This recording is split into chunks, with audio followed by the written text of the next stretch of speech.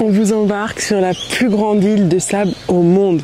On part à Calgary, qui était précédemment connue sous le nom de Fraser Island, dans le Queensland, toujours en Australie, et on part pour 2 jours d'aventure avec vous. C'est parti!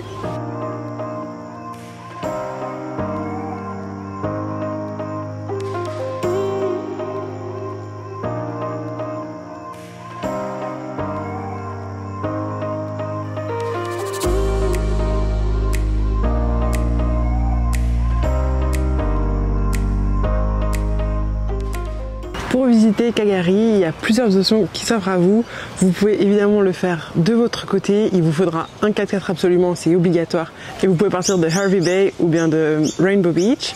Ou alors, comme nous, vous êtes un petit peu peureux de ce qui vous attend, vous savez pas trop comment faire et vous préférez partir en tour organisé, c'est ce qu'on vous recommande. Nous, on part avec Fraser Dingo. Ils ont tout fait pour nous. On aura les 4x4, la nuit pour dormir, tout ce qu'il faut. Et pareil sur place, vous pouvez camper, vous pouvez aller dans des resorts de luxe, vous pouvez faire un mix des deux, vous pouvez partir 1 jour, 2 jours, 3 jours. Il y a une multitude d'options. En tout cas, on vous met le lien en description pour que vous puissiez vous organiser. Et on a trop hâte. Là, on va partir, on a rendez-vous pour aller prendre le ferry. On a 40 minutes de ferry pour arriver sur Calgary.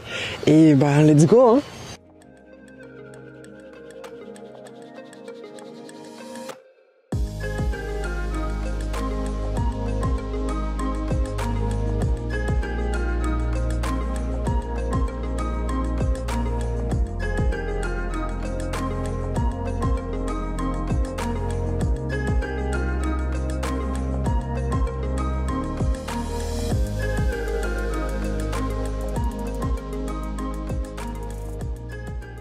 On est actuellement sur le ferry et on voulait juste vous parler brièvement du briefing qu'on a eu avant de partir. Donc, on nous a expliqué toutes les règles de sécurité à avoir sur l'île, comment se comporter, soit pour la conduite sur le sable ou comment se comporter face aux dingos, etc.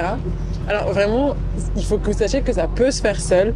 Mais c'est vrai que nous, on n'a jamais roulé sur du sable, on n'est pas hyper serein, on maîtrise la conduite, on a conduit dans plein de circonstances, etc. Mais c'est vrai que dans du sable, c'est pas notre élément. Et donc, on est vraiment content d'être avec un groupe et un guide, parce qu'il y a eu des gros accidents et il ne faut pas prendre ça à la légère.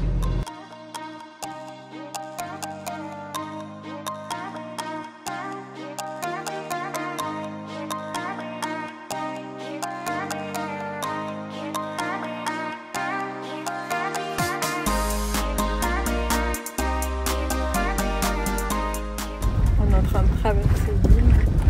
C'est la partie la plus compliquée parce que le sable est assez long. Et comme vous pouvez le voir, ça s'écoule.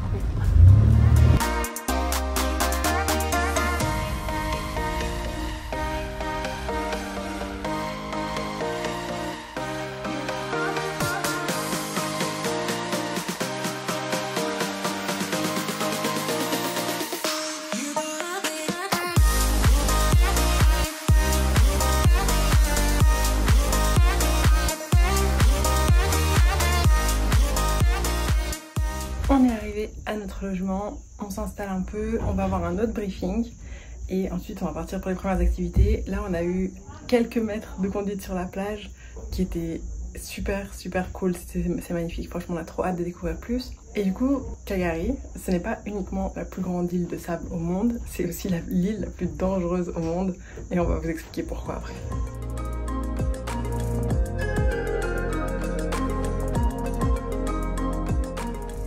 Après avoir roulé un petit moment sur la plage, nous arrivons enfin à notre premier stop qui est les Pinnacles.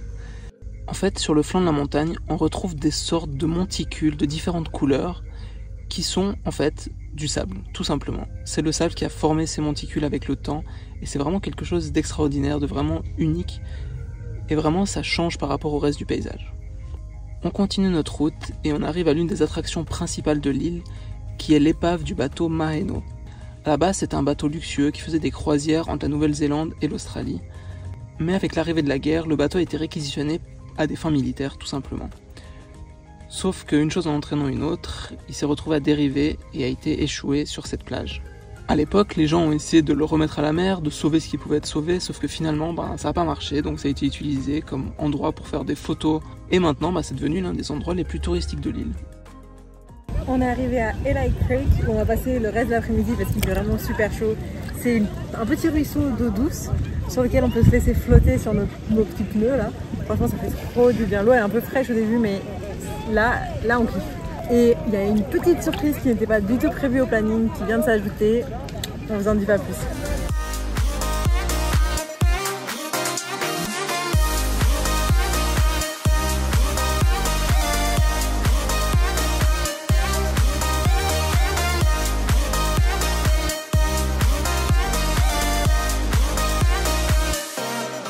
Bon, je sais que mon look ne trahit pas notre activité, mais on va s'envoler, on va prendre un peu de la hauteur et survoler Fraser, Calgary, depuis les airs.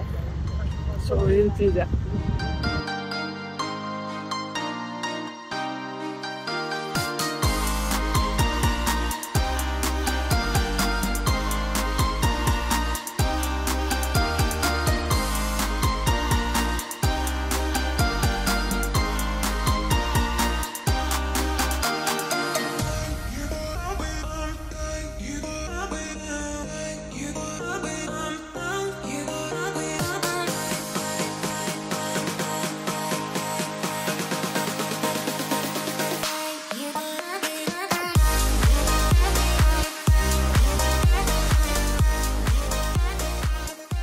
Le vol c'était incroyable, c'était un peu court parce que c'est que 15 minutes mais franchement c'est trop beau cette île, vue d'en haut elle est magnifique.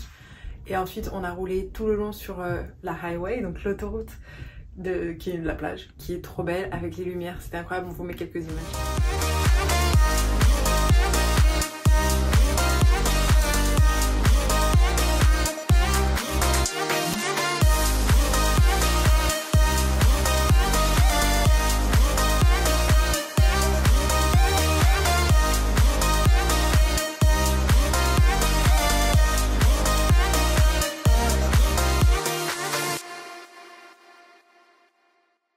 Il est temps de faire un petit point sur la raison pour laquelle Calgary s'est surnommée l'île la plus dangereuse du monde. En fait, c'est parce qu'il y a énormément de choses qui peuvent vous tuer, entre autres des requins, des méduses super dangereuses, des serpents, des araignées, des scorpions, les dingos, la conduite, parce que ça reste que c'est hyper dangereux de rouler sur du sable si on fait un petit peu n'importe quoi. Bref, vous l'aurez compris, il y a vraiment énormément de facteurs à prendre en compte. Après, si vous faites les choses correctement et que vous faites attention à votre environnement, ça devrait bien se passer. La chose sur laquelle le gouvernement essaie de sensibiliser les gens, c'est les dingos en ce moment parce que il y a eu pendant des années des dérives. Ça, on dirait des chiens, on a envie de les caresser, ils sont super choux, mais comme l'a dit notre guide, la seule chose qu'ils ont en commun avec des chiens, c'est qu'ils leur ressemblent. Sinon, ils ne sont pas domestiqués, ils ont des canines super pointues, super dangereuses. Et ça peut faire des dégâts, surtout avec les enfants, parce que ça paraît être des proies un peu faciles pour les dingos, surtout pour les jeunes qui cherchent un peu à dominer, etc. Et donc, c'est important de ne pas les nourrir, de ne pas les appeler, de ne pas essayer de les caresser, de ne pas jouer avec.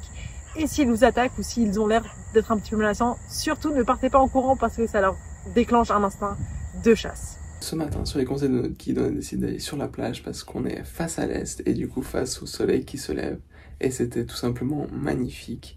On avait le sable blanc qui était un peu mouillé et du coup qui reflétait la lumière. C'était vraiment super beau. Maintenant, on va aller prendre le petit-déj. Il est encore très tôt, il est à peine 6h15. On va prendre notre petit déjeuner et on va partir. Hier, du coup, on a exploré une partie de la plage parce qu'on était à marée basse et du coup, c'est les conditions idéales et qu'à marée haute, ça devient très dangereux. Mais aujourd'hui, on va rentrer dans les terres, on va aller à l'intérieur dans la forêt tropicale et de ce qu'on a pu voir hier, ça promet d'être incroyable.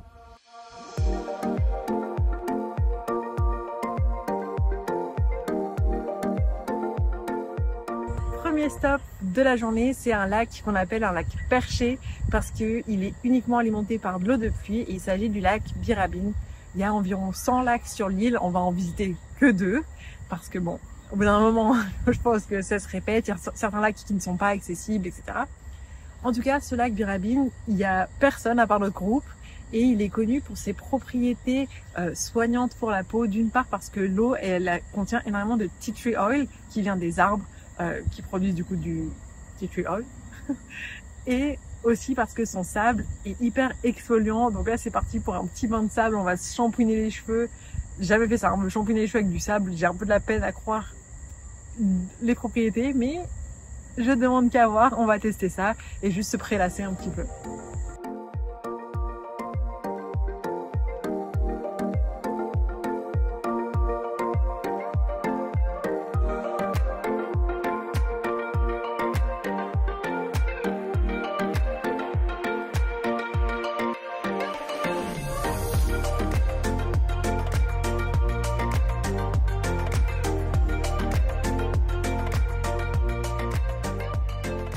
Après avoir fait trempette pendant un petit moment dans le lac Birrabin, on arrive à Central Station.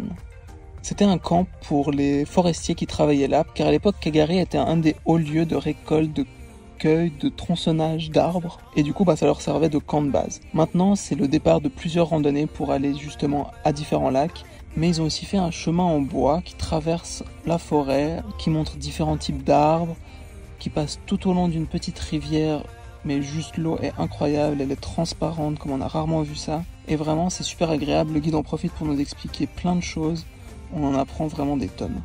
On est arrivé à notre troisième et dernier spot de la journée et du séjour sur Calgary, et il s'agit de l'endroit le plus connu, le plus populaire, le lac Mackenzie, et franchement il vit au-delà de nos attentes, c'est magnifique, il y a du monde, par contre on n'est pas seul, on n'a que une heure et demie pour profiter de l'endroit, mais c'est super beau, la différence de bleu est impressionnante, on va vous mettre en drone, c'est encore plus fou.